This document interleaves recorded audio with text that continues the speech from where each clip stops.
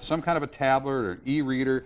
So how do you begin to sort them out? Well, Jeff Nobbs is here from Extrabux.com. Good to see you again. You too, Mark. Thanks. Okay, so you did a little survey here. You started checking these things out, and this is just based on a review that you would do at Extrabux.com? Right, exactly. And this actually came from a review I was doing myself. I was in the market for a tablet, and I want to know which one was the best one to buy, so I decided to do a little research. Okay, now I have an older Kindle. My wife's is a little bit newer, and yet the one I'm looking at here, newer still. Neither one of ours looks anything like this, but we still love the ones we have. So let's start with the Kindle. Okay, yeah. So, I mean, you think tablet, most people think iPad, but the Kindle Fire is now Best Buy's best-selling tablet.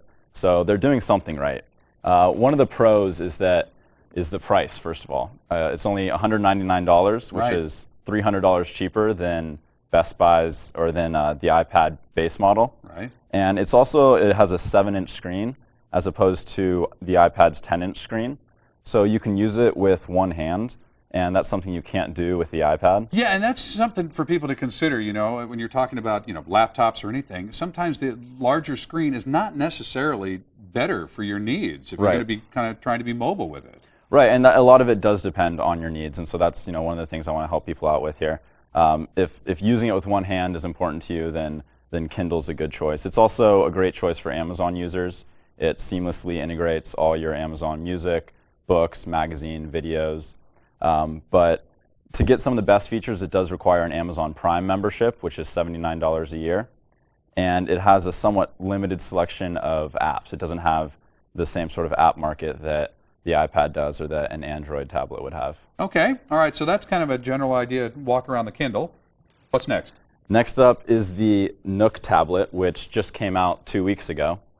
This is Barnes Noble's first entry into the tablet space. And this is definitely a solid tablet. If reading is what you'll be using your tablet mostly for, this is a really good choice because it uses Barnes Noble's bookstore, which is the biggest bookstore between all these different tablets. And it's also a good choice for the less tech-savvy consumers because you can just take the tablet into any Barnes Noble bookstore and you'll get free tech support right there with a real person, as opposed to with the iPad, for example. I have kids. That's built-in tech support. They figure all this stuff out immediately. Any downside to this that you see? Yeah. Or at least, pros and cons, at least. It's $50 more expensive than the Kindle Fire, so it's $249. And the Kindle Fire actually beats it out in pretty much every other department besides the bookstore and being able to take it in person.